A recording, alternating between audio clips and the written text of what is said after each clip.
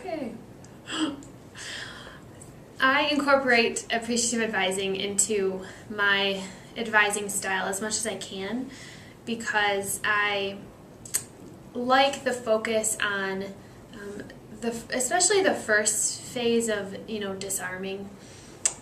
What I first do is really be cognizant of the environment and like the first initial conversations with the students, because you first meet someone, it's never neutral, right? And so it's a positive or negative experience. And so just really being aware of when the student comes to your office, do you get up and meet them at the door, or do you bring them back yourself, or do they have to find their way?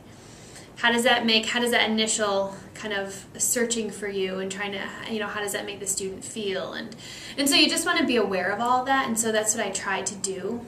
And aware of environment. Your office should be welcoming. And so sitting in the student seat and looking at, okay, is the sun glaring in their eyes? Where are they sitting in relation to the door and people walking behind them? What do they see on your desk?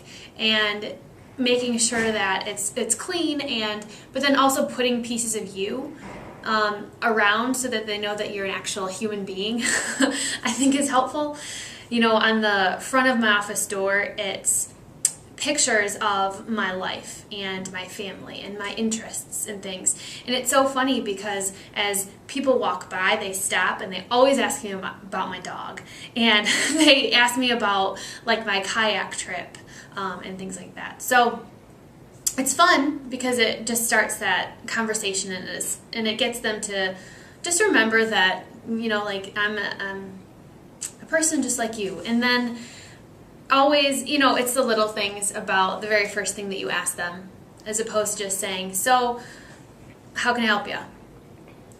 Starting off a conversation with using their name, with talking and reintroducing, and if it's their first experience in an advising appointment, just taking the first moments to really explain in your own words what an academic advisor is, how we can help, and how I see the relationship between me and that student going. And always, asking for clarification, ask if they understand, and then get into, so tell me how I can help you today, and those open-ended questions. I don't know, I think that that's part of appreciative advising, and that's what I try to do. That's how I try to start it off and incorporate it.